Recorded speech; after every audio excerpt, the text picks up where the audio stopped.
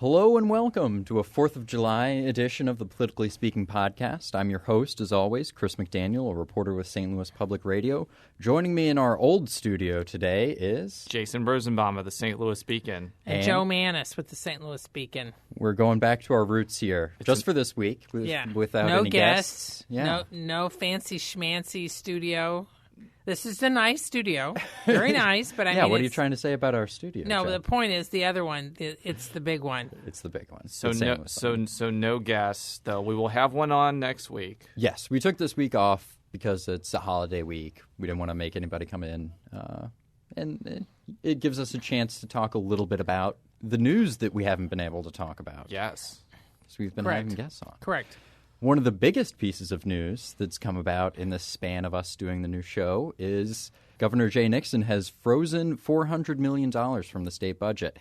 For the fiscal year that began Monday. Yes. And basically what he's maintaining is if it's possible for them to override the veto on the income tax cuts, if revenues are going to decrease, then spending has to be decreased as well. Republicans are maintaining that it's just a political game. Jason, do you think, as a result of this, that the income tax bill can be overridden at all? No, and I didn't think it was going to happen before, and I don't think it'll happen now because after the governor made this announcement, Nate Walker of Kirksville told the Kirksville paper that he was either leaning against or opposed to overriding the veto. So that's another dropped Republican vote, in addition to the three that voted against it, who probably didn't have much incentive to vote to override it before this happened because of the prescription drug thing, which we talked about ad nauseum. The prescription drug tax increase, sales tax and, increase. And now, and that also there are also the three Democrats who we talked about too. The numbers are just not there in the House. And I think that this type of thing, while it might be political hardball on the behalf of Nixon, and many Republicans are saying it goes against the state constitution for various reasons, from a political standpoint, I think it's just another source of leverage that's going to make it harder for this to be overridden. Well, I'm not sure that it goes against the state constitution. Now, I'm no lawyer, but if you go back 20 years, again, when you guys were little kids, when John Ashcroft was governor and the legislature was democratically run, Ashcroft, it was not unusual at all for him to withhold a lot of money in the beginning of the year, and then he'd dole it out as he saw that the revenues were going to keep pace with the expenditures. And it used to drive the Democrats nuts because they would come up with these budgets that would get through the General Assembly, and he might sign it, but he did a lot of line item vetoes, but he did a lot of withholds, which are two different things. There's the line item vetoes where they can cut stuff out for good. Then there's the withholds, which is what Nixon did, where the governor basically sits on the money, and then if it looks like it'll end up balanced, he or she can then release it. And just to add, Linda Lubering basically made that exact point when I asked her that question. So the budget director. Yeah, the budget directors. But continue. Right. So while divided government, in some ways, the divided government we have now in Missouri is like a mirror image of what we had 20 years ago when Ashcroft was governor, because you had the Democrats controlling the General Assembly. And as I said, this was rather common. Now, what the Republicans are looking at is the fact that the budget for FY 2013, which the fiscal year ended on Sunday, that now they haven't put out a final figure yet. I'm eagerly waiting it, but it's going to have a surplus. How much? That's unclear. But that surplus doesn't automatically roll into the FY 2014 budget, or what it does, that money in effect goes into the rainy day fund or some other special funds for, quote, savings.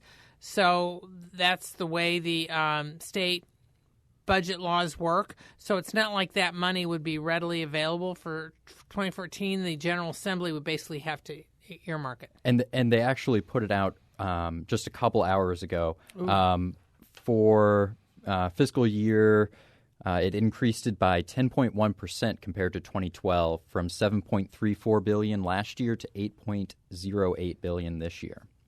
So it is in fact up by a considerable about amount. $700 million. Yeah, but to kind of jump on Joe's point, I believe that in order to tap the money from the rainy day fund, you need 2/3 of the legislature to vote to do that. I could be wrong on that. My phone is on airplane mode, so I can't look it up right away. But the point that Joe was making is you can't automatically take that money out and do stuff with it. The point is, there are probably going to be bills that Nixon has vetoed that the legislature has a much better chance of overriding than this one. But it does seem like... Well, there are so many for them to choose from. He's done about 7 or 8 already. In the last day or two. Yeah. Which is unusual to have so many. Now, some of them I think are slam dunk that he'll probably... it'll be upheld. They'll be upheld. But then there's some others that I think... And in fact, one of the ones that I didn't notice because I had been out of town for a few days... He signed the pharmacy conscience bill. Yes. And that allows pharmacies not to stock anything that they philosophically don't want to. It's not limited just to abortion or contraceptive stuff. It could be other things. He signed that. I think he was assuming that if he didn't, that he would probably have been overridden. Yeah. But he's vetoed several bills that were directed at labor. The workers' comp bill is the most latest, where the legislature was calling for setting up a statewide database that employers could tap into to look at who had filed, which is rather interesting. Yes, the language of his veto was very interesting. Yes, because I think he was having fun with that. Yeah, because he's basically aiming the fact that they spent the last 2 months of the session upset about what they perceived as a potential database of concealed carry permit owners that might be viewed by the public or somebody else. The governor denied that was the case, but in any event, they were very outraged by that at the same time that they set up this one that employers could look at. So he vetoed that. He also vetoed some stuff on the prevailing wage, that they were trying to change the prevailing wage in rural Missouri. There's several things like that, labor-related, that he vetoed. And I just want to, this is kind of the point I said I was going to make before the show. He vetoed a bill, and I don't have it verbatim in front of me, that would restrict anybody from restricting any celebration of a federal holiday, mainly because he did not want to overturn or counteract fireworks ordinances. And what will be interesting to me as somebody who's been following the foreclosure mediation Armageddon bill very closely, which is, a moniker for a bill that gets rid of foreclosure ordinances in St. Louis County and St. Louis City, is whether he uses the same reasoning if he ends up vetoing that, because, there have been some Democratic senators who said that the Nixon's office was going to veto that.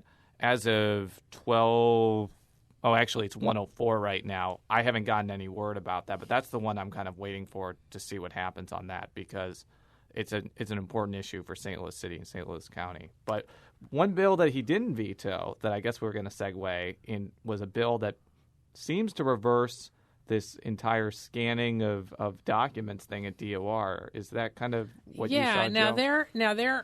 His press secretary respectfully disagrees, says it's not in counter. But I've got so many quotes from the governor on my little recording device of him defending the scanning and retaining of birth certificates and other things that people have to bring in before they can get a driver's license. They've had to do that in Missouri. It's been much stricter since 2005. Now, this meshes with the federal Real ID law, which is aimed at preventing, making it more difficult for would-be terrorists to get driver's license. Now, the legislature passed a law in 2009 that was aimed at keeping Missouri not from following the Real ID. But on the other hand, I think the Nixon administration, while he signed that thing back in 2009, I think they're trying to comply with Real ID in some way, because otherwise driver's licenses couldn't be used. Missouri driver's licenses might not be accepted by the Federal Department of Homeland Security for you to get at an airport or other things. But in any event, all of a sudden he signed the bill that bars the scanning and retaining of those documents. It agrees they have to be presented to get the driver's license, but they can't scan or retain them except for, and this is a key provision, people who are not citizens. So there is a little caveat in there. So they may have decided that he may have decided that was enough. That was probably an issue that almost certainly would have been overridden if he would have vetoed it. Yeah, but it also, I think, could have ended up in the courts somehow, too. Yeah. So, do you think that this puts the controversy behind now? Well, apparently the people that have been kind of hammering on this issue, apparently investigations are going to continue. But, I mean, I don't know. What do you think, Joe? Well, I think it's a little more complicated. I think they are going to continue it, but like Speaker Jones, who appointed this panel, which does not include just legislators. It includes other people, sheriffs and some others, including a couple law enforcement people from the St. Louis area, to probe into this whole question of the document copying and the whole concealed carry thing. But he tried to subpoena the governor's staff late last week, and a judge, a Republican appointed, a Republican elected judge, because in outstate they're elected. They're elected, right? Yeah. And Judge Green and Jeff City, and he ruled with the governor that they didn't have the standing to do that. He's going to hold a hearing later in the month, but that sort of sends a signal that it may be more difficult for the legislature to follow through with some of the efforts or tactics, however you want to phrase it, that they were hoping to do, which would be similar to some of the stuff that's been going on in Congress. Yeah. But I think the fact that they may have been denied subpoena power, and one of the issues being posed is that it's more difficult for them to subpoena if it's a body that is not just legislators.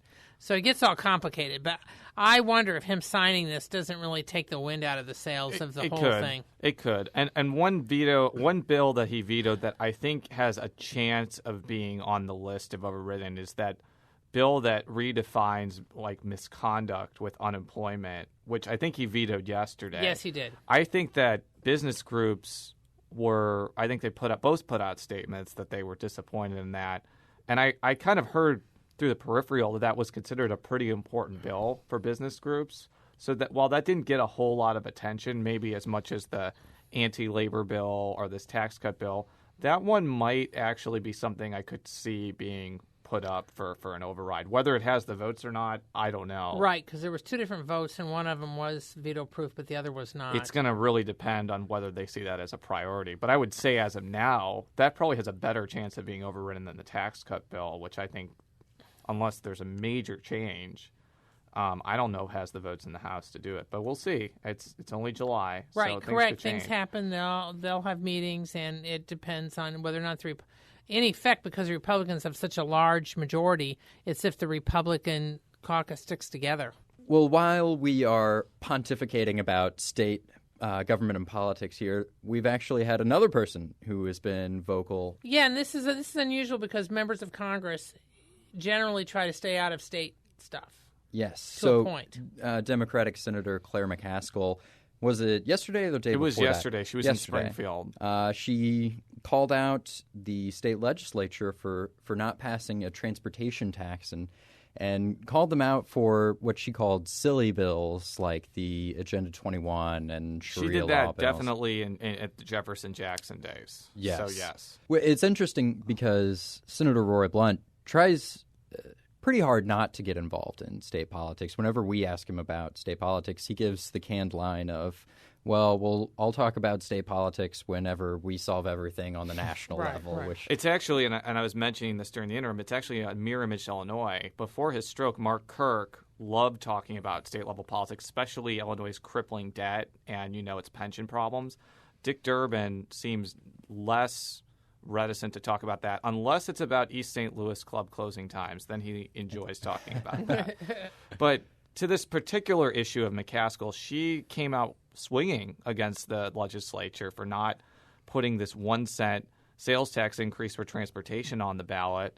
I think I don't have it in front of me, but she basically said that the bridges and roads in the state need much needed repairs, and apparently she thinks this is the conduit to do it. We had John Lamping on last week. He was one of the filibusterers who blocked this.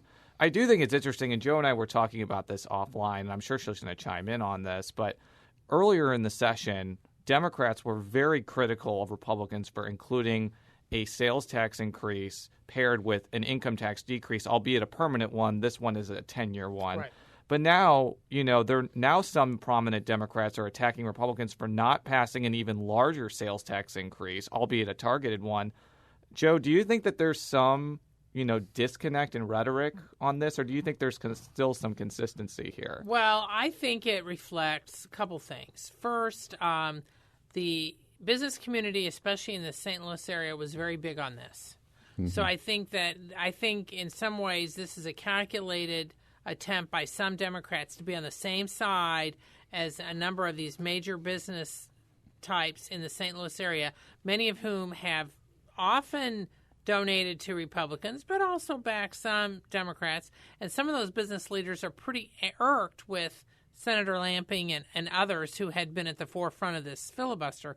So by McCaskill saying, listen, I was for this. This would have been good at least to ask the voters about it. It puts her on the same side with the RCGA and some of the others, which tends to then put her in better graces with some of these people. Let me read her statement here. This is from KSMU, which is our sister NPR station. They're busy. They've got Sharia law and Agenda 21 and nullification of federal laws that they can deal with, but not adequately funding education and transportation in this state. So if it goes on the ballot, hopefully we can all work to get it on the ballot and let the voters decide. We cannot have a strong economy in Missouri if we do not have an ongoing commitment to investing in our highways, bridges, and even our locks and dams. Yeah, beyond just, this the thing that I brought up before, I think, as I kind of alluded to earlier, this is not an idea that is universally popular among Democrats, and it's not right. an idea that's universally unpopular among Republicans. I think it's interesting to note that if Lamping were to run again, which, as we found out last week, is not clear at this point, Jill Shoup voted against this too. Scott Ogilvie, who's an independent but really kind of a Democrat, really, in the Board of Aldermen, has been extremely outspoken against this because it doesn't do enough for mass transit. So I think this is an issue that doesn't really necessarily cut on the traditional partisan lines with a lot of things. And I do think that while even if it gets on the ballot, which is, I think, still a possibility, it could still be an initiative petition, the fact, even if it's a temporary one, that it's such a large sales tax increase could make it tough to pass. They didn't pass cigarette tax increase that would only have been for cigarette people. They've tried it three times. This would be for everybody. Years. And this would be in St. Louis and St. Louis County, where there already is sales tax. I don't know if that's going to be necessarily something that they're going to want to vote for. But on the other hand, to kind of go on the other side, the transportation needs, I think, in this state are undeniably substantial. Yeah. So they could possibly put forth that, you need to refurbish I-70. And widen it. I mean, this is a big thing with rural farmers. So in some ways this helps McCaskill or other Democrats who are in favor of it to put themselves on the same side as some rural farmers who've been wanting to see I-70. And as I mentioned, the business leaders. So it also makes her look somewhat moderate because, this was something that some Republicans had been pushing. I'm not advocating for or against it. I'm just looking at the strategic part of it. It also reflects a couple other things. In the last month, this is something that had been rumbling underneath the surface for some time. Senator McCaskill and Attorney General Chris Koster have sort of taken the reins of the state Democratic Party. They're going to have whoever the next chairman is going to be one of their choices. Even though the governor is the titular head of the state party, they're sort of taking over, I'm assuming, with some sort of acquiescence from Nixon, but in part because they want to see the party more aggressive going into 2014. And this may be part of that, of McCaskill weighing in on that. And you got to remember, she wanted to be governor. She ran for governor in 2014. I mean, in 2004. She lost to Matt Blunt, but I heard her at a commencement address for my son a couple years later, where she had said that she had always dreamed since she was a little girl of being the first woman governor of Missouri. Well, instead, she's the first elected U.S. Senator woman from Missouri because Jean Carnahan was technically appointed after her husband won posthumously. Right. So, Carnahan. So anyway, Claire McCaskill is the first directly elected woman in the U.S. Senate from Missouri. But in any case, I think this does reflect her stronger role in state politics. And this isn't. I actually remember very vividly when I was in Columbia that I asked her just randomly about what she thought of the Matt Blunt email situation, and she just hammered him on it. So this isn't necessarily a new thing. I think it just kind of shows that Senator McCaskill pays attention to what goes on in the state legislature and is willing to comment on it. And, someone like Ann Wagner, who's a congresswoman, I know she's very engaged not only on state level politics, but on county level politics. So I think it's just a sign that some people in Washington pay very close attention to what's going on, like talking about it. Well, I think that's great for reporters. Because Wagner, for example, who's the congresswoman for the 2nd District, used to be the Republican Party chairman in the state for years before she became a national figure in the National Party. Ann Wagner is among those people who, and to a smaller degree, Roy Blunt, are very much interested and very much involved behind the scenes in the state Republican Party stuff. But Blunt, as you mentioned, Roy Blunt, while I'm sure he pays attention, he's a very smart and sharp individual. I've always heard, too, that just from listening to interviews, when you ask him a state legislative-related question, he usually kind of doesn't answer it like that. But he had been Secretary of State for 8 years, and he ran for governor back in 1992 and came a hair's breadth into being the Republican nominee. And there are some who still believe that if he had been the Republican nominee, it was a Democratic wave that year with Bill Clinton. But Blunt might have lost anyway, but it would have been much closer between him and Mel Carnahan. But McCaskill also said there are a lot of Todd Aiken wannabes in Jefferson City. Well, I think And I think she's more political. I think she's behaving in a more political manner than Nixon is. Nixon is known as more of a behind the scenes. I do want to point this out because I wrote a notes column about this, but there has been this kind of underlying theme from McCaskill and others that, hey, these Republicans are crazy. Let's, elect Democrats. And maybe that's going to be the House, but it should be noted that the two top Democrats who are running for Senate, Ed Schieffer and Jeff Rorta, they voted for this Sharia law bill. They voted for this gun nullification bill. They voted for this tax cut. So it kind of goes on this idea that, they're just kind of trying to show how conservative they are in order to get it. Now, they don't agree with Republicans on everything. They don't agree with them on unions. No, I think they don't agree with them on, Medicaid. They don't agree with them on education. There are definitely differences, but I think on the social issues. I think it's worth pointing out, even if they don't like me doing it. I think it's worth doing. So send all your hate mail my way. Do you want to give out your email again? No. Well, let's close it out here with a little bit of campaign finance St. Louis news. County Executive Charlie Dooley. Yes. Woo. He received a $100,000 check from libertarian billionaire Rex Sinquefield yesterday. Jason and I tweeted about it. Jason, I think you had a story about it yesterday. It was a short story. Yes, he gave $100,000 to Charlie Dooley. It's not too surprising, though. No, it's not surprising at all because Sinquefield has been giving to Dooley for years now, including during his competitive race with Bill Corrigan in 2010.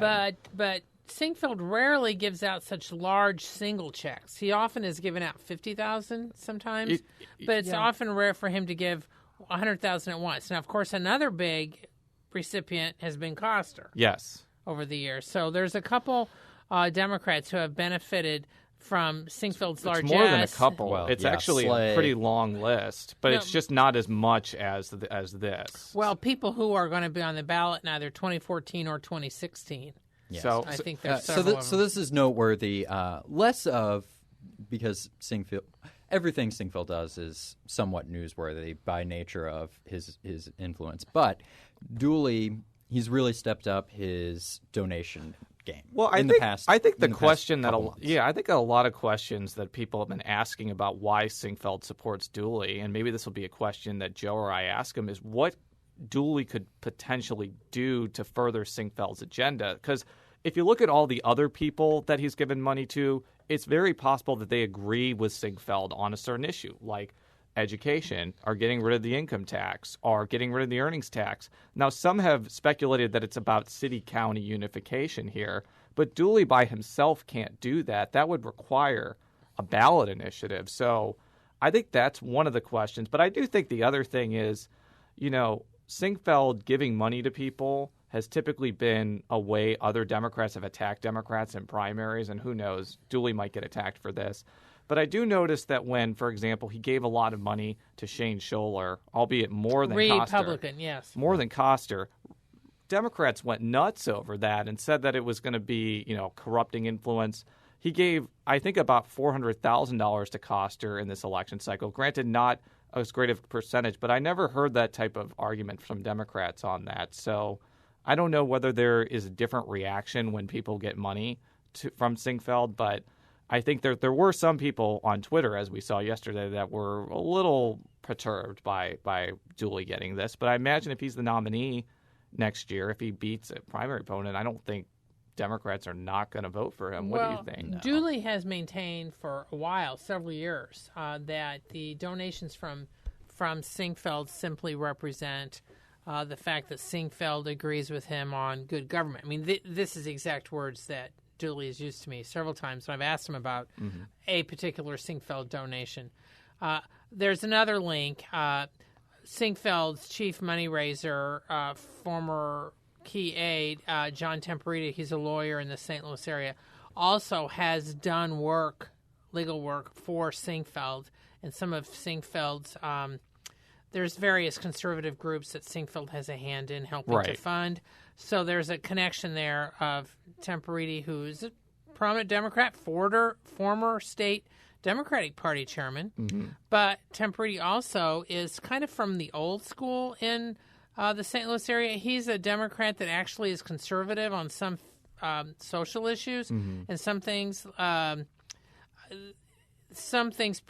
potentially like education or other things where he might actually be on the same page with Singfeld potentially. And money in Missouri politics is kind of a big game, so to speak. I mean, big donations get thrown around a lot from both mainly big Republican donors, but also Democratic donors. But not as many Democratic donors. They don't have that many big donors. But whenever Singfeld does anything like this, I actually looked yesterday, I don't think he's actually made a lot of big donations this year. This is actually probably the biggest one he's made to a candidate. I think it does. Well, he also gave a lot to Slay. Yeah. He gave a lot of money to Slay via committee, as we said before during the mayor part. But I think it always draws attention. I think the fact that it was to a prominent Democrat, I think, shows that he doesn't always just give to Republicans. And, if it becomes an issue in a potential primary, I'm sure that he'll have to answer for it. So. Well, and I'm sure the Republicans, when they're looking for a candidate to run against Dooley, and they haven't settled on anybody yet,